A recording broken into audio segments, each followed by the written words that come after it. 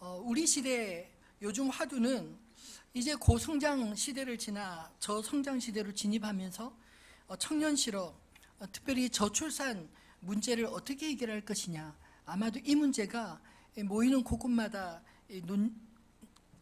문제가 되고 또 이야기가 되는 것 같습니다. 근데 사실 이 저출산이 사회 문제가 되고 있는 이때 교회 위기는 무엇일까요? 어쩌면 영적 불임의 문제가 아닐까 싶습니다. 사실 신앙생활하면서 가장 부담스러운 것이 무엇이냐 묻는다면 아마 전도하는 것, 이렇게 꼽는 분이 많지 않을까 생각합니다. 교회가 이제 점점 자식도 적게 낳는 데다가 전도까지 하지 않으면 교회 미래가 앞으로 어떻게 될까요?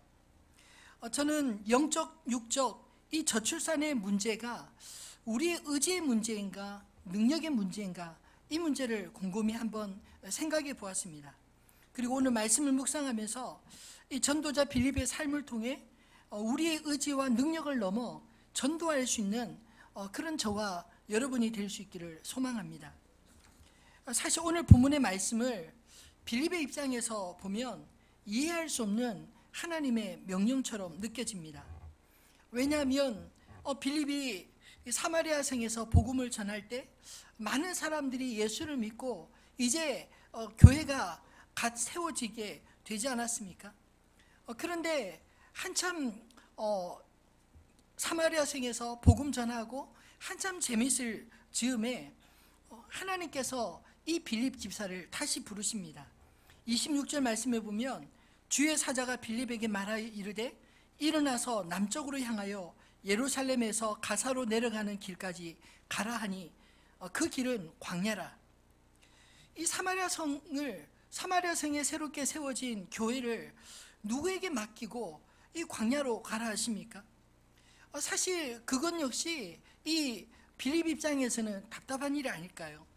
또 그곳에서 만난 에티오피아 내시에게 복음을 전하라 해서 세례까지 주었는데 그 뒤는 또 금방 헤어지게 하시는 것도 이해하기 어렵습니다.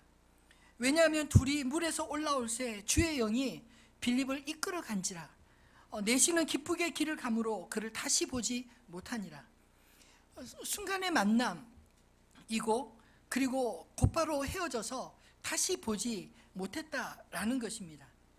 사실 우리 생각에는 복음을 전해들은 사람이 좀 더 양육하게 하시고 또 그를 믿음의 사람으로 잘 세우는 게 중요해 보이는데 성령께서는 오히려 그를 바람처럼 그 자리에서 옮기시고 다시 보지 못하게 하시고 만나지 못하게 하셨습니다.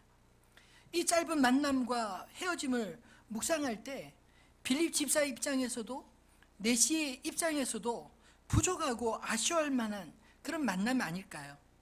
그럼에도 불구하고 성령님께서 과감하게 그를 옮기셔서 다른 지역으로 가 복음 전하게 하신 이유는 무엇일까요? 저는 말씀 묵상하면서 오히려 오늘 본문에서 하나님이 어떤 분이신지 이 말씀을 통해서 우리에게 보여주시고자 하는 바가 있다고 믿습니다. 저는 본문 속에 나타난 하나님을 한마디로 이렇게 표현하고 싶습니다. 선교하시는 하나님. 사마리아 성의 선교도 또 에티오피아 내시를 통한 에티오피아 선교도 그리고 본문 하반절에 나와 있는 아스도와 또 가이사랴까지 이 빌립을 이끌어 가시는 분은 바로 하나님이셨습니다. 사실 오늘 본문 속에 이 빌립의 순종과 또 에티오피아 내시의 경건한 갈망도 대단히 훌륭한 그리고 그들의 믿음을 보여주고 있지만 그 이전에 하나님 자신의 의지와 능력이 그들을 통해 하나님의 역사를 만들어가고 있음을 우리에게 보여주고자 하는 것 아닐까요? 어쩌면 우리가 그토록 부담스럽게 느끼는 복음 전도의 기획자이자 완성자는 바로 하나님이신 줄 믿으시기 바랍니다. 우리가 이 하나님을 바르게 이해할 때 우리 역시 이 전도의 부담을 벗고 하나님의 일하심에 동참할 수 있는 그런 믿음의 사람들로 세워지게 될 줄로 믿습니다. 무엇보다 이 선교하시는 하나님을 우리가 잘 이해하려면 첫 번째로 이 직접 선교하시는 하나님의 의지를 저와 여러분이 볼 수 있게 되기를 소원합니다. 하나님은 어떻게 선교하시나요? 오늘 본문을 가만히 묵상해 보면 마치 톱니바퀴가 잘 맞아서 돌아가듯 하나님은 한 채의 오차도 없이 선교의 대상과 선교사 양쪽 다 준비시키시는 분이신 것을 보여주고 있습니다. 만약 오늘 본문의 사건이 하나님의 의지가 빠져버린다면 과연 이 만남이 이루어질 수 있겠습니까? 이 만남을 통해서 하나님이 앞으로 세워가실 그런 에티오피아 교회를 우리가 상상도 할 수 없지 않겠습니까? 이 짧은 만남을 통해서 하나님의 의지와 지혜로 밖에는 저는 설명할 수 없다고 믿습니다. 그렇다면 먼저 에티오피아 내시의 입장에서 하나님은 그를 어떻게 준비시키셨나요? 오늘 본문에 보면 그가 예루살렘으로 예배하러 올라오게 하셨다고 말씀합니다. 그리고 예루살렘에 올라와서 그간의 예루살렘에 일어난 수많은 사건들, 특별히 예수님의 십자가 사건과 그의 제자들이 전해준 복음에 대한 소식을 궁금하게 여기고 그리고 다시 본국으로 돌아가지 않았겠습니까? 돌아가는 중에 그가 이사야서를 소리내어 읽게 하셨습니다. 그리고 자신에게 다가온 처음 만나는 이 낯선 사람 빌립에게 말씀을 배우고자 하는 마음을 열어주셨습니다. 그리고 복음을 듣자마자 믿고 세례까지 받게 하신 것, 그것이 보이지 않는 하나님의 섭리요 준비가 아니었을까요? 또 빌립 집사 입장에서 하나님은 그를 어떻게 준비하셨습니까? 오늘 본문에서 나온 것처럼 사마리아 성에서 성공적인 전도를 한 이 빌립을 갑자기 광야로 내려가라 명하셨습니다. 그리고 광야에서 에티오피아 내시를 찾아 만나게 했습니다. 사실 내려갈 때 이 광야라는 곳은 사람이 살지 않는, 찾아보기 어려운 그런 곳이지만, 어렵게 느껴지는 곳이지만 가만히 생각해 보니 오히려 광야야말로 사람들이 금방 눈에 보이고 찾기 쉬운 그런 곳이 아닐까? 그래서 오히려 빌립과 에티오피아 내시가 만나기가 훨씬 더 쉽지 않았을까? 이런 생각이 들었습니다. 그리고 무엇보다 이사야서를 묵상하는 이 에티오피아 내시에게 이 빌립이 지혜롭게 읽는 것을 깨닫느냐 묻고, 그리고 그가 깨닫지 못할 때 하나님의 성령으로 이 에티오피아 내시가 읽던 이사야 말씀을 통해서 예수 그리스도의 복음을 전하게 했습니다. 그리고 에티오피아 내시에게 세례를 주자마자 그를 하나님께서 아소도로 옮겨 그곳에 또 다른 곳에서 복음을 전하게 하셨습니다. 이렇듯 두 사람, 이 에티오피아 내시와 이 빌립 집사의 만남 속에 하나님께서 두 사람을 잘 만날 수 있도록 준비시켜 놓았다는 것을 여러분 느껴지지 않으시나요? 하나님의 교회는 저는 하나님의 의지로 세워지는 줄 믿습니다. 사실 빌립도 에티오피아 내시도 아프리카 땅 에티오피아에 교회를 세우고자 하시는 하나님의 의지가 있었기에 그들을 만나게 하신 게 아니겠습니까? 에티오피아 선교를 누가 계획했습니까? 하나님이십니다. 누가 갔나요? 빌립을 직접 간 게 아니라 하나님이 친히 그 현지 사람, 에티오피아의 유력한 실력자 신하로 빌립을 통해 복음을 듣게 하고 자기 나라로 가서 스스로 복음 전하며 교회를 세우게 했습니다.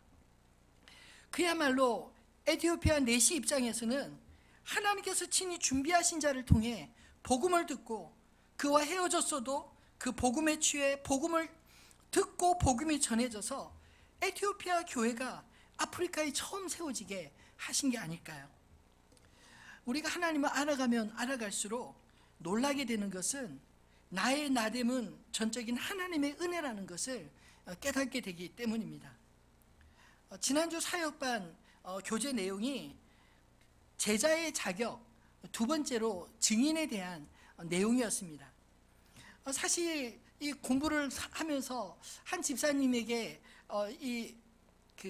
무엇을 전해야 하는지 이 질문을 그 교재 내용을 읽고 대답을 하셨는데 그분이 딱 대답을 이렇게 하셨습니다. 참 어려운 문제입니다. 사실 전도라는 것 우리에게 참 어려운 주제 아닌가요? 그분의 이야기가 참 공감이 되는 것이 사실 우리가 예수를 믿는 것은 그렇다 치고 전혀 관심 없는 사람에게 2000년 전에 예수께서 죽으심과 부활에 대한 설명을 한다는 게 너무나 막연하고 뜬금없는 이야기처럼 생각돼서 이 복음 전하는 거 알고는 있어도 전하는 게 사실 너무 쉽지 않은 그런 주제라고 하는 이야기를 들었습니다. 화요반에 사역반 하면서 우리 여집사님들과 나누면서 제가 이렇게 그 문제를 좀 바꾸어 질문을 했습니다. 내가 어떻게 전해야 하느냐라는 문제보다 내가 어떻게 예수님을 만나게 되는지 한번 돌아가면서 좀 이야기 좀 해봅시다 하고 이야기를 쭉 나눠봤는데, 그 모임 속에 한 80% 이상이 이 그러니까 저처럼 모태신앙이 아니라 일대신앙인들이었어요. 그러니까 예수를 믿게 된 그 스토리들이 다 그야말로 한 분 한 분 다 사정이 있으신 그런 분들이 있는데, 도저히 믿을 수 없는 가정에서 태어나 그런 주변에 믿을 수 없는 환경에서 본인들이 예수님을 만나게 되고 또 예수님을 믿게 된 그 스토리들을 하나하나 이야기 나누면서 얼마나 은혜가 많이 되었는지 모릅니다. 여러분, 사실 우리가 무엇을 전하느냐 하는 거 참 어려운 주제인데, 가만히 내가 어떻게 예수님을 믿게 됐는지를 생각해 보면 또 새로운 느낌으로 다가오지 않습니까? 만약 누군가 나에게 이 예수님을 믿을 수 있도록 전도하지 않았다면 내가 어떻게 예수를 믿게 됐을까요? 여러분, 예수 믿는 거 행복하십니까? 예수 믿는 것이 정말 즐겁다면 우리가 누군가를 만나도 내가 예수 믿는 그 행복과 즐거움에 대해서 자연스럽게 말할 수 있는 그런 기회가 있지 않을까요? 만약에 내가 예수 믿는 게 참 힘들고 어렵고 괜히 믿었다는 생각이 들면 예수 믿으라는 말이 입 밖에 나올 수 있겠습니까? 사도 바울은 고린도서 15장 10절에 자신이 예수를 믿게 된 것, 그리고 사도가 된 것을 이렇게 고백하고 있습니다. 그러나 내가 나된 것은 하나님의 은혜로 된 것이니 내게 주신 그의 은혜가 헛되지 아니하여 내가 모든 사도보다 더 많이 수고하였으나 내가 한 것이 아니요 오직 나와 함께 하신 하나님의 은혜로다. 이 사도 바울이야말로 핍박자요 박해자 아니었습니까? 근데 이가 예수를 믿게 되고 그리고 사도요 이방인의 선교사로 하나님의 부름받게 된 이 사실을 생각할 때 참 기가 막힌 것입니다. 그래서 그가 고백한 것이 나의 나된 것 참으로 하나님의 은혜로다, 이렇게밖에 말할 수 없는 것입니다. 여러분, 한번 곰곰이 생각해 보십시오. 내가 내 의지로 하나님을 믿은 것 같지만 사실 하나님이 먼저 나를 찾아오셨기에 하나님께서 오늘 에티오피아 내시의 마음을 서서 열어주심과 같이 그렇게 열어주셨기에 하나님의 말씀이 들리고 그리고 믿음이 생기고 이 자리까지 나올 수 있게 된 게 아닙니까? 그래서 나의 구원은 전적인 하나님의 은혜요 축복인 것입니다. 내가 예수를 믿게 된 것이 하나님의 은혜라면 누군가에게도 그 은혜가 전해져야 하지 않겠습니까? 우리 안에 영적 불임증을 벗어버리고 은혜의 증인들이 되시기를 주님의 이름으로 축원합니다. 여호와 일에 하나님을 믿음으로 주의 증인된 사명을 부담이 아닌 기쁨으로 감당할 수 있는 저와 여러분 되시기를 주님의 이름으로 축원합니다. 두 번째로 선교하시는 하나님을 우리가 만나려면 그 하나님의 능력을 볼 수 있는 안목이 있어야 된다고 믿습니다. 전도가 어려운 이유가 무엇일까요? 곰곰이 생각해 보면 내가 예수를 잘 전해서 그 상대방으로 하여금 예수를 믿게 만들어야 한다고 하는 그런 부담감이 있어서가 아니겠습니까? 즉 다시 말하면 내 능력으로 하려고 하기 때문에 어렵게 느껴지는 것입니다. 사람들의 무관심한 반응에 대한 그런 부끄러움이 우리 안에 있고요. 또는 사단의 적극적인 방해에 대한 두려움이 있지 않습니까? 막상 전하려고 해도 무엇을 어떻게 전해야 할지 모르는 그런 무지 때문에 전도하는 것이 어렵게 느껴지지 않나요? 사실은 이 모든 것은 내가 전도할 능력이 부족하다는 자괴감을 느끼게 하기에 충분한 것 같습니다. 그런데 나에게까지 복음이 전해지고 내가 믿게 된 이 복음은 나의 능력이 아니라, 누군가의 능력이 아니라 하나님의 능력이라는 사실을 우리가 깨닫게 될 때 우리의 생각이 바뀌지 않을까요? 사단의 방해나 또 우리의 무지와 두려움을 넘어서는 하나님의 능력이 압도하였기에 그 모든 부정적인 요인들을 다 넘어 우리가 예수를 믿게 된 거 아닙니까? 그것을 사도 바울은 로마서 1장 16절로 17절에 이렇게 표현하고 있습니다. 한번 같이 읽어볼까요? 내가 복음을 부끄러워하지 아니하노니 이 복음은 모든 믿는 자에게 구원을 주시는 하나님의 능력이 됨이라. 먼저는 유대인에게요 그리고 헬라인에게로다. 복음에는 하나님의 의가 나타나서 믿음으로 믿음에 이르게 하나님, 기록된 바 오직 의는 믿음으로 말미암아 살리람과 같으니라. 아멘. 복음은 모든 믿는 자에게 주시는 하나님의 능력인 것입니다. 여러분, 반대자유 핍박자였던 이 바울조차 하나님께서 변화시키셨다면 오늘 저와 여러분을 하나님께서 변화시키지 못할 이유가 있을까요? 또 예레미야 선지자는 역사의 수레바퀴를 움직이시는 하나님의 음성을 이렇게 전하고 있습니다.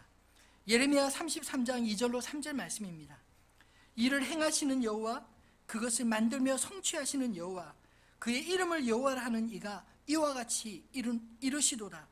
너는 내게 부르짖으라. 내가 내게 응답하겠고 내가 알지 못하는 크고 은밀한 일을 내게 보이리라. 여러분, 하나님은 사람들을 움직이시지만 궁극적으로 하나님 자신이 앞장서서 이 모든 것들을 계획하시고 일하시고 이루시는 분이심을 믿으시기 바랍니다. 그러므로 우리가 누군가의 복음을 전하다가 영접하지 않는다고 낙심하지 않을 수 있는 것, 우리가 주의 일을 하다가 잘 일이 안 된다고 포기하지 않을 수 있는 이유는 하나님이 지금도 일하신다는 사실을 우리가 믿기 때문 아닌가요? 오늘 예루살렘 교회를 넘어서 사마리아의 교회를 세우시고 아프리카 땅 에티오피아까지 교회를 세우시는 그 분은 바로 하나님이십니다. 우리가 아무리 열심히 주의 일을 하였더라도 만약 하나님께서 오늘 빌립에게 말씀하신 것처럼 넌 이만큼 했으면 됐다, 딴 데로 가서 전하라 할지라도 그 말씀에 순종하는 것이, 그것이 종의 자세가 아닌가요? 저는 빌립의 순종을 오늘 말씀 묵상하면서 이 본문 속에서 빌립의 순종이 빛나는 것은 그가 하나님을 더욱 빛나게 만들었기 때문이라 믿습니다. 우리는 하나님 나라 복음 운동의 조연이지 결코 주연이 아닙니다. 세례 요한은 이 사실을 잘 알았기 때문에 자신의 뒤에 일어나는 예수님을 보면서 그가 질투하기보다 오히려 그는 흥하여겠고 나는 쇠하여 하리라.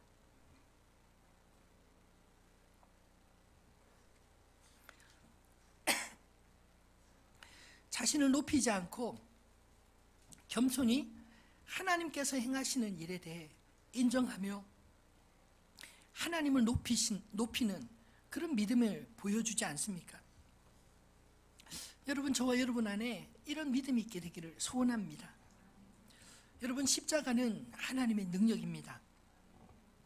십자가는 사실 가장 무기력해 보이고 수치스러워 보이지만 하나님은 이 십자가를 통해 자신의 사랑, 자신의 긍휼, 그리고 자신의 구원을 이 십자가를 통해 우리에게 보여주셨습니다. 이 하나님의 사랑을 십자가 빼면 우리가 어떻게 다 이해할 수 있겠습니까? 그래서 복음의 핵심은 십자가인 것입니다. 구원은 나의 의지가 아니라 하나님의 의지와 능력으로만 우리에게 임하는 줄을 믿으시기 바랍니다. 그러므로 전도에 대한 부담과 두려움을 내어놓아야 할 것은 내 의지가 아니라 하나님의 의지로, 내 능력이 아닌 하나님의 능력으로 하나님이 사람들을 구원하신다는 그 믿음을 우리가 가지기 때문입니다. 내가 예수님의 십자가를 지고 그들의 죄를 대신 짊어지는 것이 결코 아닙니다. 우리는 하나님의 아들 예수 그리스도께서 십자가 위에서 보이신 그 하나님의 놀라운 용서와 사랑을 우리가 먼저 경험하고 우리가 그 은혜를 누리며 그것을 자랑하고 고백하는 것, 그것이 바로 복음 증거 아닌가요? 저는 그래서 전도를 좀 쉽게 이렇게 표현하고 싶습니다. 전도는 단지 길을 아는 사람이 길을 찾는 사람에게 그 길을 잘 알려주는 것, 이게 전도가 아닐까요? 오늘 빌립이 그렇게 에티오피아 내시에게 복음을 전하지 않았습니까? 이사야서를 읽어도 그 뜻을 깨닫지 못하던 에티오피아 내시에게 빌립은 자신이 알고 있는 이사야서의 예언의 주인공, 고난받으신 하나님의 아들 예수 그리스도를 그가 잘 설명하고 전한 것뿐입니다. 근데 빌립이 에티오피아 내시에게 그 복음을 전했을 때 빌립이 믿게 한 것이 아니라 하나님께서 그 에티오피아 내시의 마음을 열어서 빌립이 전해준 그 예수 그리스도를 믿고, 그리고 그가 즉시로 세례를 받고 그가 즉시로 하나님의 성령의 충만함을 받고 자기 고국으로 돌아갔다, 이렇게 말하고 있지 않습니까? 여러분, 우리가 할 수 있는 것은 내가 모든 것을 처음부터까지 다 해야 되는 것이 아니라 하나님이 우리에게 맡겨주신 것만 하면 되는 것입니다. 내가 아는 것을 누군가에게 알려주는 것, 그것은 결코 어려운 게 아니라 쉬운 것입니다. 나의 설득이 아니라 하나님의 믿을 사람을 만나게 하셔서 내가 하는 말을 듣게 하신 것입니다. 여러분, 나 같은 사람을 하나님이 사용하신다니 이 얼마나 놀라운 은혜인가요? 여러분이 그렇게 예수님 만나지 않았습니까? 여러분이 누군가에게 그렇게 예수님을 전해서 누군가를 주께로 인도하지 않았나요? 여러분, 전도를 어렵게 생각하지 마시고 내가 경험한 하나님을, 내가 사랑하는 그분을 누군가에게 그대로 알려주는 그런 일에 우리가 쓰임받게 되기를 주님의 이름으로 축원합니다. 말씀을 맺겠습니다. 일하시는 하나님과 함께 하나님의 동역자로 세워지는 저 여러분 되기를 소원합니다. 예수님은 요한복음 5장 17절에 하나님의 일하심을 이렇게 설명했습니다. 예수께서 그들에게 이르시되 내 아버지께서 이제까지 일하시니 나도 일한다 하시매. 여러분, 하나님은 지금도 일하고 계시는 줄 믿으시기 바랍니다. 하나님의 하시는 일이 무엇입니까? 우리를 사랑하시고 우리를 구원하시며 우리로 하나님의 거룩한 백성으로 이 땅에 하나님의 선하신 뜻을 위해 하나님이 우리를 통해 일하시기를 원하시는 줄로 믿으시기 바랍니다. 하나님의 이 일하심을 보았던 사도 바울은 기꺼이 자신을 하나님의 동역자로 말하고 있습니다. 고린도전서 3장 6절로 9절 말씀 한번 같이 읽어볼까요? 나는 심었고 아볼로는 물을 주었으되 오직 하나님께서 자라게 하셨나니 그런즉 심는 이나 물 주는 이는 아무것도 아니로되 오직 자라게 하시는 이는 하나님뿐이니라. 아멘. 여러분, 심는 이와 물 주는 이는 아무것도 아니지만 오직 자라게 하시는 이는 하나님이신 줄 여러분 믿으시기를 바랍니다. 이 사실을 그가 분명히 알았기 때문에 이 사도 바울은 우리는 하나님의 동역자들이요 너희는 하나님의 밭이요 하나님의 집이라 이렇게 고백하고 있습니다. 하나님께서 친히 우리를 당신의 동역자로 삼으십니다. 그럼 누가 하나님의 일에 동역할 수 있나요?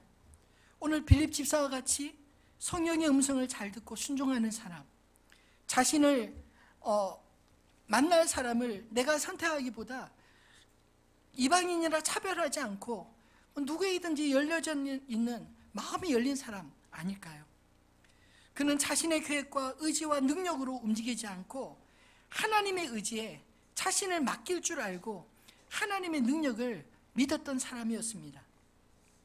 하나님은 이런 빌립을 통해서 에티오피아를 그를 보내지 않으시고 에티오피아 권력자 네시를 통해 오히려 그곳에 하나님의 교회를 세우게 하십니다. 여러분, 우리가 간과하기 쉬운 것은 교회의 조직과 계획의 프레임에 갇혀서 우리가 하나님의 이 의지와 하나님의 능력을 불신하지 않아야 했던 것 아닐까요? 여러분, 선교를 누가 원하십니까? 우리가 원하기보다 하나님이 더 원하시는 줄 믿으시기 바랍니다. 이 땅의 교회를 누가 세우길 원하실까요? 개척하는 목사나 성도들이 아니라 하나님이 더 깊이 원하신다는 사실을 믿으시기 바랍니다. 제가 하늘빛 우리 교회를 개척할 때 저의 두려운 마음을 진정시킨 하나님의 말씀은 이 교회가 당신의 교회라고 분명히 말씀해 주셨기 때문에 가능했습니다. 사실 사람인지라, 목사도 사람인지라 교회를 개척하면서 이 교회를 내가 만약에 개척해서 실패하면 어떡하지? 실패에 대한 두려움들이, 이 밥을 먹어도 살이 찌지 않고 쭉쭉 마르고, 그리고 새벽에도 잠을 자지 못하고 벌떡벌떡 일어나게 만드는 그 두려움이 있었습니다. 하나님께서 이 교회가 네 교회냐 내 교회냐, 여러분 이 교회는 주님의 교회인 줄 믿으시기 바랍니다. 하나님의 교회라는 사실을 믿음으로 다시 고백하고 정신을 바짝 차리고, 주님 내 교회를 세우기 위해 애쓰는 것이 아니라 당신의 명을 따라서 당신의 교회를 세우도록 부름받았사오니 주님 내 교회 만들지 않게 도와주십시오. 사실 지나온 8년 동안 한 것은 그 일이라고 생각됩니다.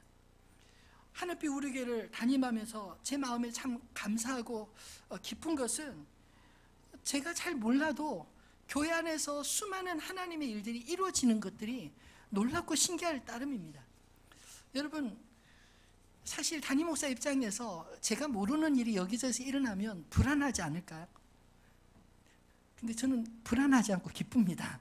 어제도 토요일날 어하나 그 경기 지역 축제가 있어서 우리 담당 부장님이 이메일 문자로 목사님 꼭 오셔서 좀 격려해 주시면 좋겠습니다. 딱 그 한마디에 네 알겠습니다 순종하는 마음으로 달려갔습니다. 30명의 아이들이 그 수백 명 아이들과 같이 어울려서 그 대회하는 것을 지켜보면서 얼마나 마음이 흐뭇하고 기뻤는지 모릅니다. 처음 어하나 이 모임 예배를 만들 것은 했지만, 그러나 그 이후에 우리 교사들의 헌신 그리고 아이들의 열심, 그것들이 어하나 예배를 만들어갔기 때문입니다. 갔다 오니까 여기저기서 또 쉐마 학당 모임도 이루어지고 있고, 또 단기 선교 간다고 여기저기서 준비하는 모임들이 함께 모여서 기도하고 준비하는 모습들을 보면서 교회라는 것이 이런 것이구나. 하나님께서 각자에게 교회를 향한 또 하나님의 마음을 부어주시고 기쁘게 섬기게 하시고, 그 열정들이 모여서 곳곳에서 하나님의 일을 하는 모습들이 보여지는 게 얼마나 감사한 일이죠. 우리가 의도하고 우리가 계획하고 되느냐 안 되느냐 이 문제 가지고 씨름하고 평가하고 이래서 주의 교회가 되는 게 아니라, 하나님이 하나님의 마음을 우리 각 사람에게 부어주시고 기쁨으로 그 일을 감당하게 하심으로 주님의 일들이 이루어지는 줄을 믿으시기 바랍니다. 여러분, 우리는 주님의 몸된 교회입니다. 주님의 마음이 우리 가운데 부어질 때 우리 모두가 각자가 있는 곳에서 주의 일을 감당할 수 있는 그런 사명을 받은 게 아닙니까? 오늘 빌립 집사와 에티오피아 내시의 만남은 순간적인 만남이었고, 그 짧은 만남 이후로 다시는 서로 보지 않았다고 이야기합니다. 근데 그 짧은 만남 속에 하나님의 역사가 이루어진 것입니다. 아프리카 땅에 하나님의 교회가 세워지고, 그리고 그 짧은 만남을 통해서 또 하나님께서 또 다른 만남들을 끊임없이 만들어 가시는 것, 여러분 느껴지지 않나요? 하나님의 역사에 저 여러분이 그렇게 쓰임받았으면 좋겠습니다. 저는 교회 건축도 하나님의 의지와 능력으로 이루어질 줄 믿습니다. 인간인지라 계획할 수밖에 없습니다. 설계해서 도면대로 지어야지 설계 없이 지을 수는 없기 때문이죠. 그리고 준비되어야지 그 일이 이루어지지, 아무런 준비 없이 되지 않는 일이라고 생각합니다. 그럴지라도 제 마음 중심에 진심으로 믿는 믿음 하나는요, 저는 저희 아버님이 교회 개척하는 것을 보면서 자랐는데, 하나님의 교회는 사람이 하는 것 같아도 하나님이 그 배후에서 일하시지 않으시면 안 되는 거더라고요. 저는 그것을 믿습니다. 사람이 마음으로 자기 길을 계획할지라도 그 걸음을 인도하시는 이는 여호와 하나님이시니라. 여러분, 하나님의 의지를 믿으시기 바랍니다. 하나님의 능력을 믿으시기 바랍니다. 우리의 생각과 우리의 계획을 넘어서 하나님의 일하심을 인정할 때, 그 일하심에 우리가 동참하고 동역할 때 하나님의 기쁨이, 오늘 저와 여러분 안에도 동일한 하나님의 기쁨이 샘솟게 될 줄로 믿습니다. 오늘 주신 이 말씀을 기억하면서 우리들의 찬양 8번 찬양 함께 하도록 하겠습니다.